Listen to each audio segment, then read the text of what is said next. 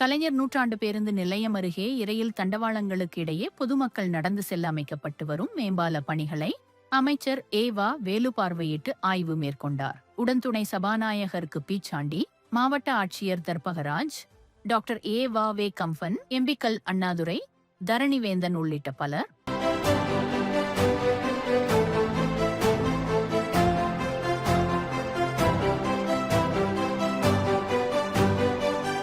Railway track இந்த பகுதியில் இருக்கிறதுனால நகர மக்கள் பஸ் அடைக்க முடிவாங்க.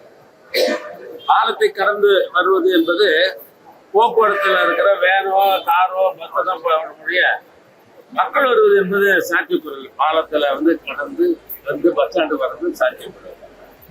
பொதுமக்கள் எங்களுக்கு ஒரு வழி காண வேண்டும் என்ற சொன்ன அடிப்படையில நெடுஞ்சாலைத்துறையின் சார்பாக இந்த ரயில்வே பாலத்தை கடந்து எஸ்கலேட்டர் எப்படி விமான நிலையத்துக்கு போன எஸ்கலேட்டர்ல போய் அதை மக்கள் இறங்குவாங்களோ அதே போல விமான நிலையத்துக்கு ஒப்ப எஸ்கலேட்டர் கம்பெனியை விமான நிலையத்தை ஆர்டர் போட்டோம்னு பார்த்து அங்கதான் அந்த கம்பெனில போட்டேன்.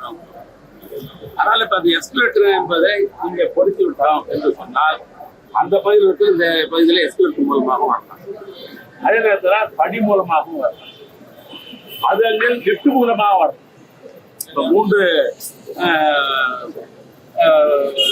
திட்டங்களை நாங்கள் நினைச்சிருக்கோம். ஒன்று லிப்ட்ல ஏறி வர்றது, இன்னொன்று எஸ்கலேட்டர் மூலமா வர்றது, இன்னொன்று படி மூலமாக நடைபாதை மூலமாக வருது. இப்படி 3 இடத்தில் தான் திட்ட மதிப்பீடு செய்யப்பட்டு 14 கோடி ரூபாய் அதற்காக முதலமைச்சர் அவர்கள் ஒதுக்கி தந்தார்கள்.